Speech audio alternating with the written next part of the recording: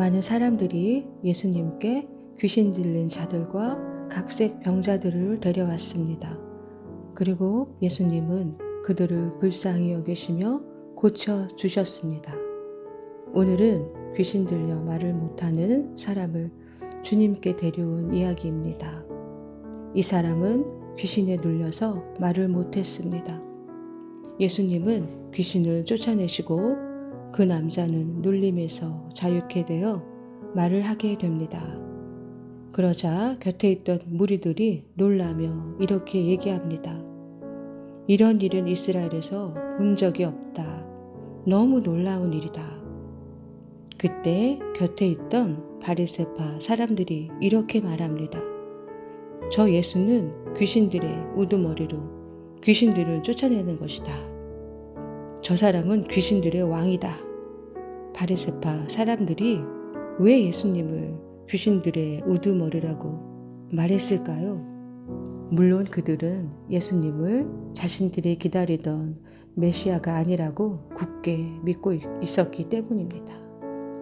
하지만 그것이 다가 아니라 그들은 한 번도 성령께서 하시는 놀라운 치유를 경험한 적이 없었기 때문입니다. 토라를 매일 읽고 들었지만 그들은 성령님을 경험한 적이 없었습니다. 곁에 있던 무리들도 마찬가지로 그들 역시 귀신을 쫓아내는 이런 역사를 이스라엘 중에서 본 적이 없었습니다.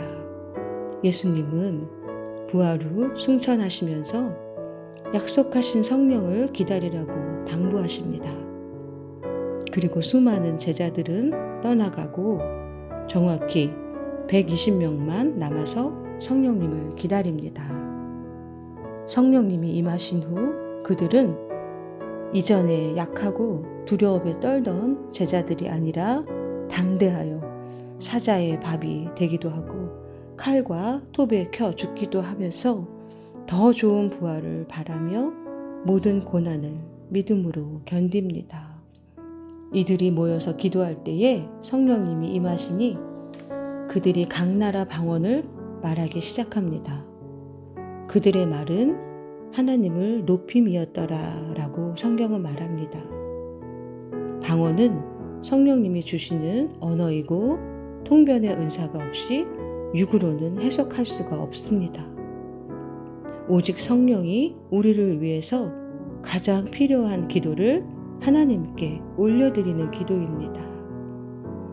성령님이 선물로 주시는 방언의 은사는 그것을 경험하지 못한 사람은 육신의 눈으로 방언을 들을 때 어리석게 보입니다. 그러나 방언을 말하는 사람은 절대 방언을 경시하지 않습니다. 왜냐하면 방언의 유익이 얼마나 큰지 알기 때문입니다. 가끔 목회자나 직분자 중에도 방언을 폄하하는 사람들이 있습니다. 이들이 바로 예수님을 귀신의 우두머리라고 말하던 바리새인들과 다르지 않습니다. 이들은 모르기 때문입니다. 성령님의 역사를 듣기는 들었는데 실제로 경험하지 못했기 때문입니다. 제가 이제껏 살아오면서 방언 기도하는 사람이 방언을 경히 여기는 것을 본 적이 없습니다. 여러분, 성령님의 역사를 나의 짧은 지식으로 제한하지 마십시오. 하나님을 우리가 어찌 제한할 수 있다는 말입니까? 바리새파 사람들은 성령님을 회방하였다고 예수님은 말합니다.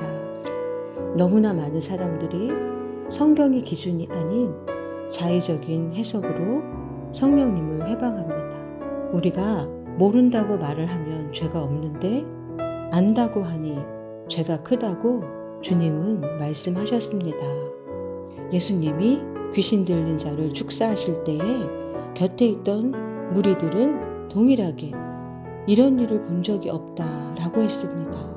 그런데 바리새인들은 예수님을 귀신의 왕이라고 말했습니다. 우리는 이 두 사람 중 어디에 속하는 사람일까요?